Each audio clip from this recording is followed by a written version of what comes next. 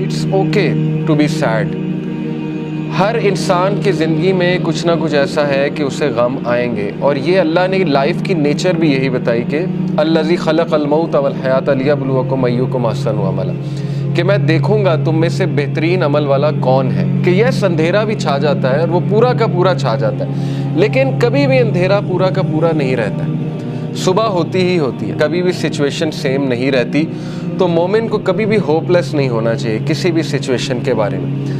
Hope ہی ایک ایسی چیز ہے نا جو انسان کو زندہ رکھتی ہے. تو اللہ تعالیٰ ہوپ دلا رہا ہے. یہ اللہ کے الفاظ ہیں، یہ کسی انسان کے الفاظ نہیں ہیں کہ اللہ تجھے نہیں چھوڑ سکتا، نہ اللہ تجھ سے ہیٹڈ کرتا ہے. بس یہ اللہ کے کچھ طریقے ہوتے ہیں انسان کو ٹیسٹ کرنے کے لیے، انسان کو کچھ سکھانے کے لیے، کیونکہ یہ دنیا کی زندگی تو ہے ہی بہت ٹیمپرری. اصل میں آخرت کی زندگی ہے، وہاں پہ آپ کا ریوارڈ جمع ہو رہا ہے. اللہ کے ہاں دیر ہو سکتی ہے لیکن اندھیر نہیں ہے، ٹھیک ہے نا. اس کی بہت سی حکمت ہے اس دیر کی. اللہ تعالیٰ پتہ نہیں آپ کو کیا ریمائنڈر دینا چاہ رہا ہے، آپ سے کیا آپ کو ٹھیک کرنا چاہ رہا ہے، آپ کے کون سے سکلز کو باہر لانا چاہ رہا ہے. اللہ کیا وہ ہی نہیں جانے گا جس نے تمہیں تخلیق کیا ہے؟ کیا اس کو ہی نہیں پتا کہ تم کس سچویشن میں ہو، تم کس غم میں ہو؟ اللہ سے ہوپ لگائیں گے نا تو ایمٹی ہینڈ نہیں آئیں گے. نو تو ہے ہی نہیں نا، ہوپ لیسنس تو ہے ہی نہیں اللہ کے ہاں.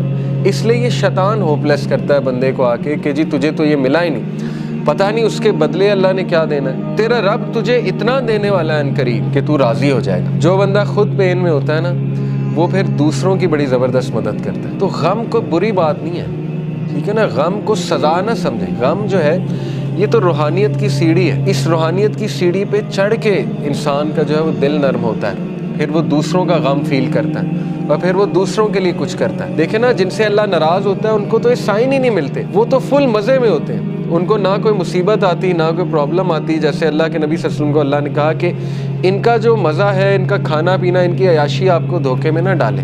یہ اللہ تعالیٰ ان کو ڈھیل دے رہا ہے، یعنی اللہ ان سے اس حد تک ناراض ہو چکا ہے کہ اللہ ان کی کیئر ہی نہیں کر رہا. جس شخص سے اللہ ناراض ہو جاتا ہے تو پھر اللہ کے نبی نے کہا کہ پھر اللہ تعالیٰ اس کی وہ بھٹکتا رہے اور وہ جس وادی میں مرے اللہ کو اس کی کوئی فکر نہیں ہے.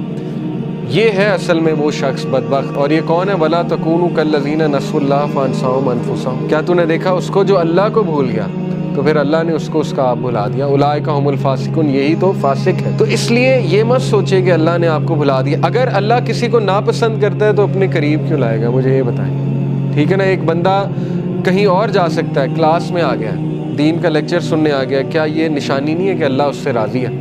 ورنہ تو اللہ تعالیٰ چاہتا اسے کہیں اور لے جاتا، اللہ اس کی کیئر چھوڑ دیتا. اگر ایک بندہ گناہ میں اور وہ دعا کیے جا رہا ہے اللہ سے کہ اللہ مجھے کسی طرح نکال دے اس سے، تو اللہ تعالیٰ اس کو شاید کوئی غم بھیج دے، کوئی ٹیسٹ اور ٹرائل میں ڈال دے اور وہ بندہ اللہ کے قریب آ جائے.